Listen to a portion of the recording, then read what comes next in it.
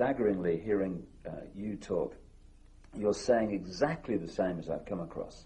It's incredible confirmation that a reptilian race from another world has been behind the manipulation of humanity for a very, very long time. Now, what do these Chitahuli actually look like, the reptiles?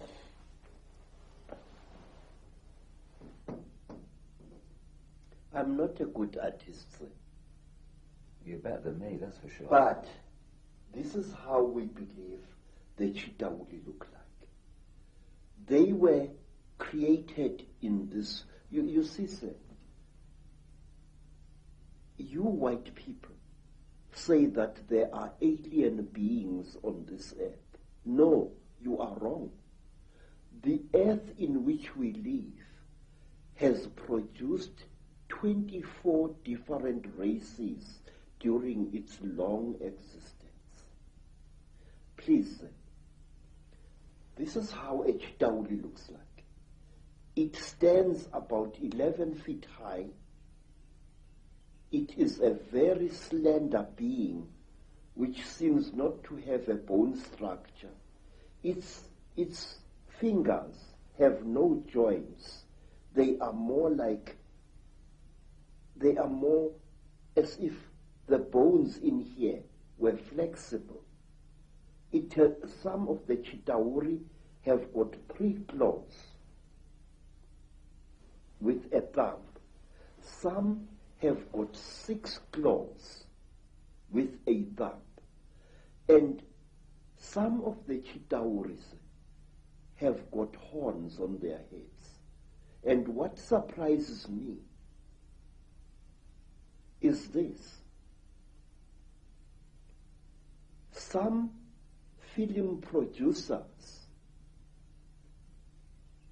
like the producers who make the film Star Wars, George Lucas, often show creatures in their films which actually exist, which even the most uneducated of Africans who knows this Chitahuli can identify. For example, in the new Star Wars film, what is it called? Star Wars, something like that. There is a creature who amazes me called Darth Maul. Darth Maul is a red and black being with a ring of small horns right round his head. That is exactly what the Chitahuli look like. Some have got ordinary heads without any horns on their heads. These are the lesser Chitahuli. But the royal Chitahuli have got a ring of sharp horns all around their heads. And the very high Chitahuli, like their king, Mubaba Samahongo, they have got very long horns which grow this way. Not that way like a bull, but this way like certain antelopes. Now, I just wonder where these film producers get their information from. Are making us aware of how they look like. If you look, for example, at bioscope films which were made in the 1950s, the 30s, and so on, depictions of space aliens of that time are ridiculous, very laughable, but not anymore, sir. Today, we are having films that depict the grey aliens exactly as they really are, and the Chitahuli exactly as they really are. My question is why? Are we being prepared for a major event? Sir, I have seen the Chitahuli. I have smelt them.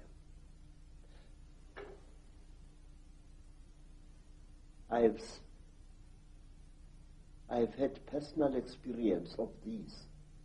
And there are people who claim that these creatures are gods.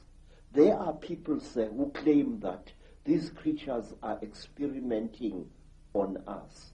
That is a lot of rubbish. These creatures are harvesting us. These creatures are not aliens, Mr. Ike. These creatures are sexually compatible with our women.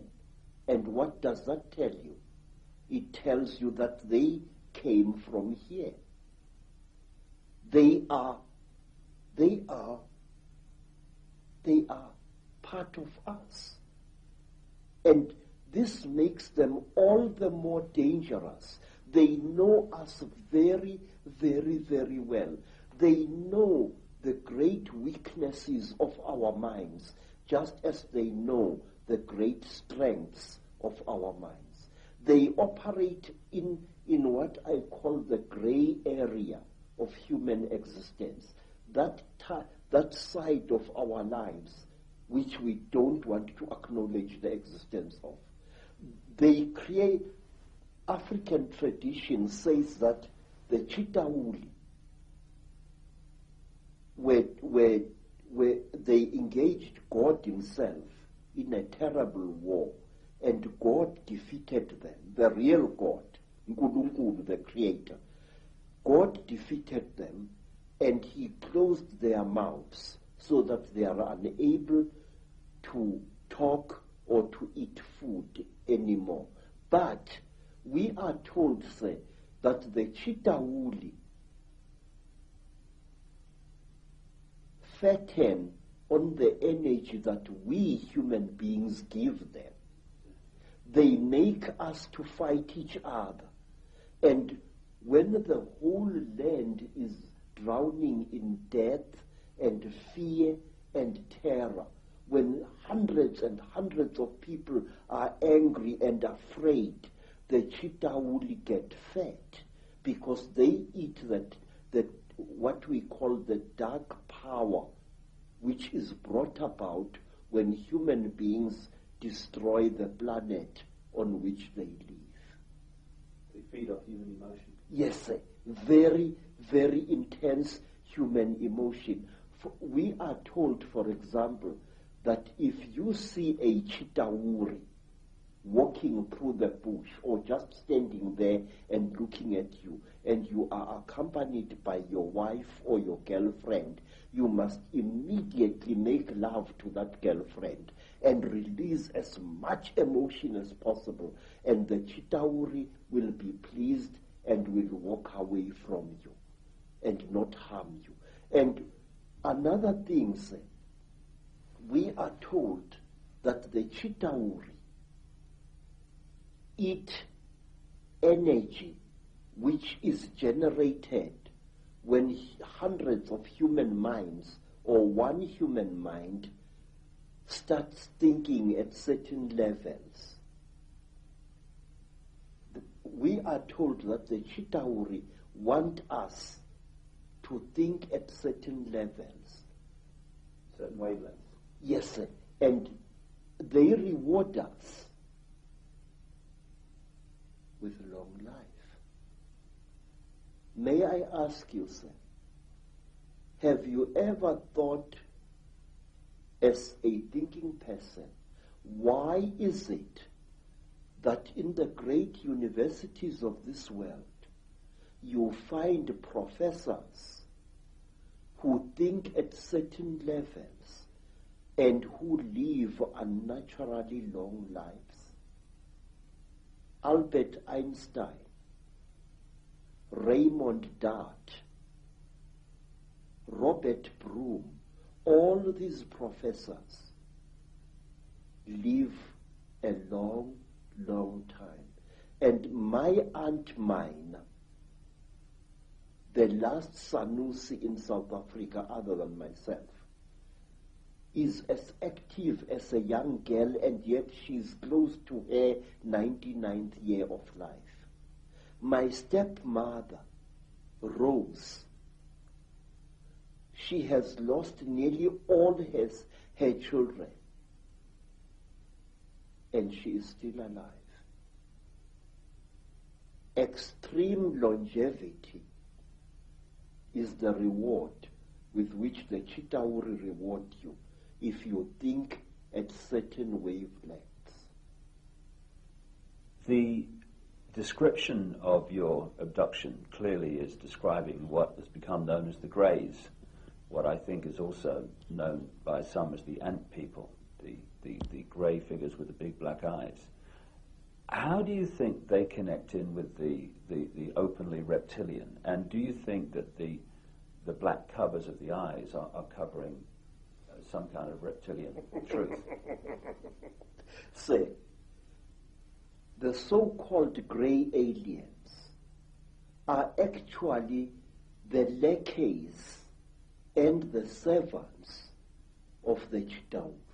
If you see a Chitauri and you see this, there is very little racial difference. In fact, I will even go so far as to say this, that these creatures are actually the offspring of the Chitauri. The way they gather substances from human beings and from animals,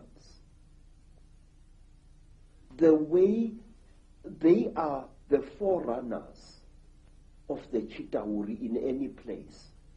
And if you are very close to one of these creatures and you look into its goggle-like eyes, you will see round eyes, Mr. Ike, beyond this black goggle-like stuff. And these eyes are the real creatures. International conspiracy exists. They deny it ferociously, but by denying it, they are actually assisting it and actually protecting it. We must stop denying the existence of these things. We must stop saying that there are no Chitauri, that there are no aliens, that there are no Illuminati.